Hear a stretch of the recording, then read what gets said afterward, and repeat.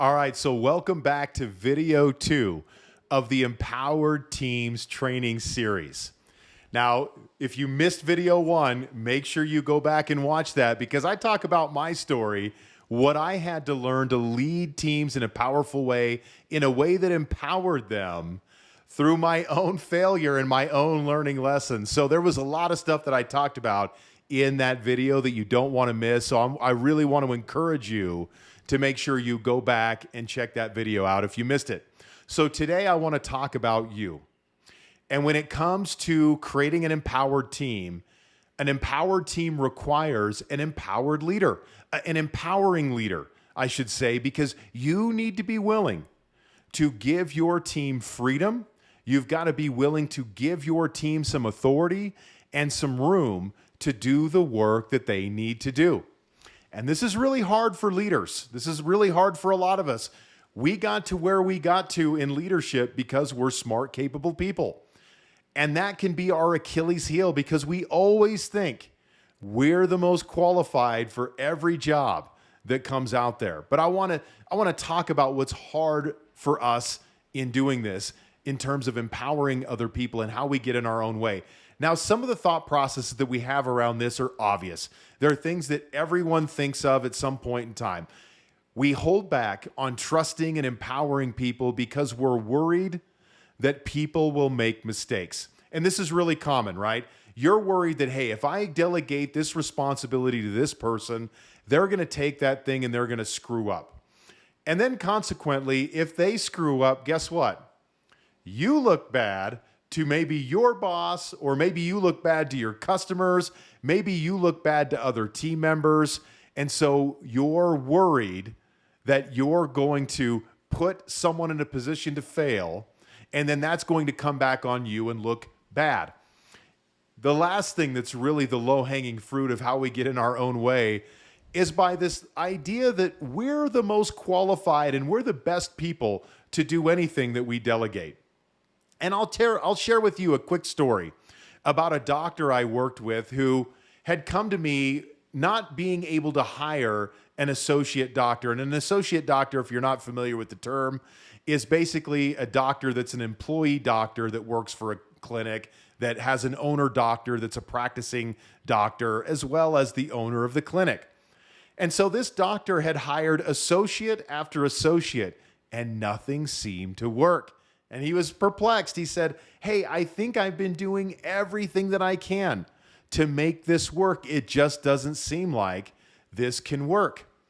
And this is how I know that there's some limiting beliefs and things that exist that are holding this person back.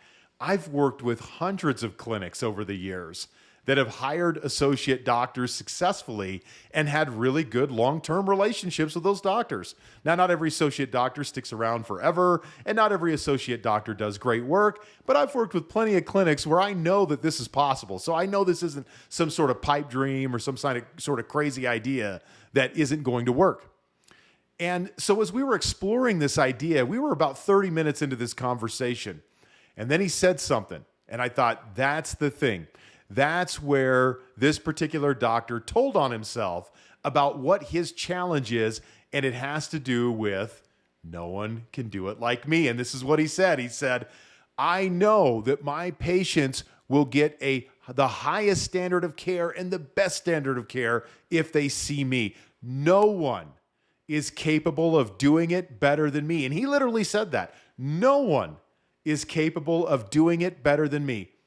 And I just said, hey, we got to stop right there and we got to look at that, because that's the thought process that's keeping you from engaging and playing full out with your team members to give them the tools that they need in order to work in an empowered and a successful way. And he didn't see it at the time, but as he thought about it, he thought, you're absolutely right. This is the thing that holds me back. And I bet you're no different. I've been no different. I've hired other coaches to work for me, and I've been guilty of thinking the best coaching that a client's going to get is coaching that comes from me.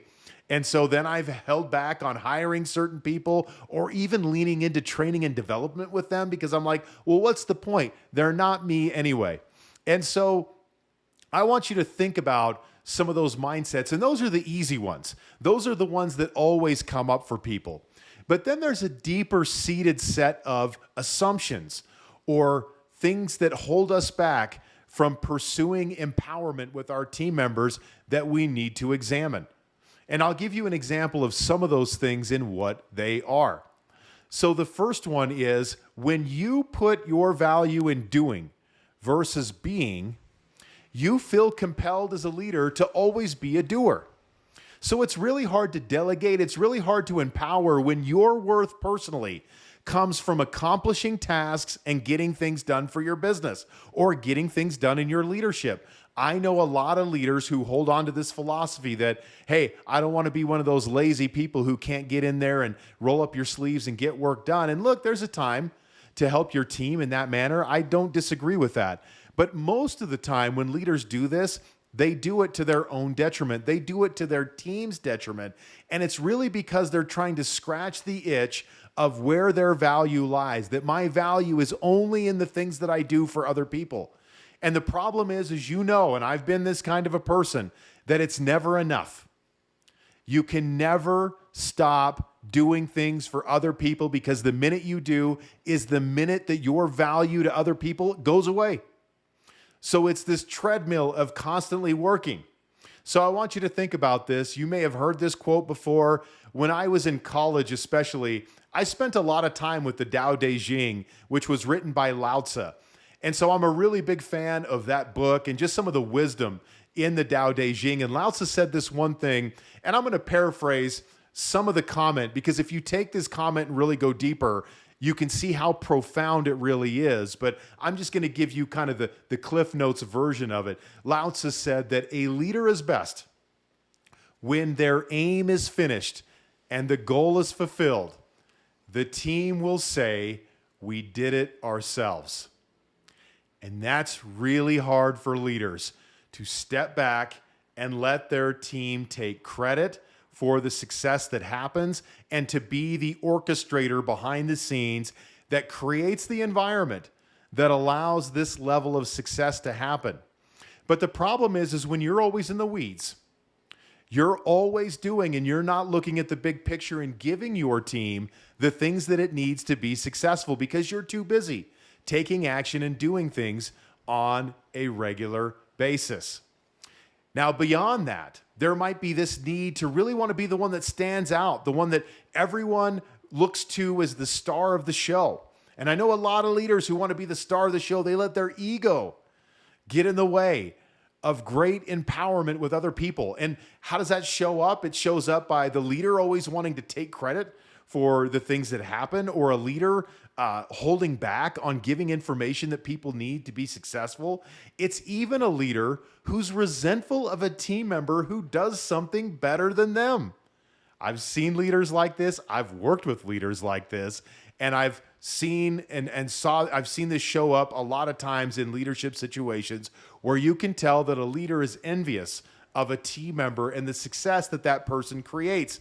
Instead of being grateful that they have someone on their team that they can trust that does work at a high level, they get resentful of them instead.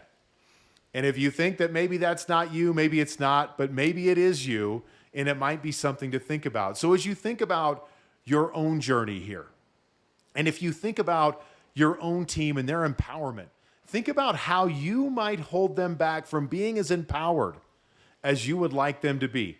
And this doesn't mean that you're a bad leader. It doesn't even mean that your team doesn't like you. But it may mean that there's little things that you do that hold your team back from working as independently as they can. And there's things that you do to hold yourself back from working on the biggest level things that you're responsible for or that create the most value for your business. And it's not just in the surface things that we worry about when we empower people, but it's also those deep-seated needs that we try to fill. Now, I just gave you a couple of examples there too, but in our workshop, we're going to deep dive into some of the most prevalent things that hold us back and how to look at these situations differently so that you can move forward in a powerful way. So think about this for yourself. Your homework for today, think about how you get in the way of allowing your team to be as empowered as you want them to be. And tomorrow, what we're going to talk about is some of the mechanics that we want to have in place to empower teams. Now, I can't get into all the different mechanics, but I'm going to give you 2 to 3 specific tips that I think you're going to find really helpful that you can take back to your team right away to create a more empowered team for yourself and for your clientele and your team as well. So stay tuned for that, and we'll come back here soon with the next tip, next video.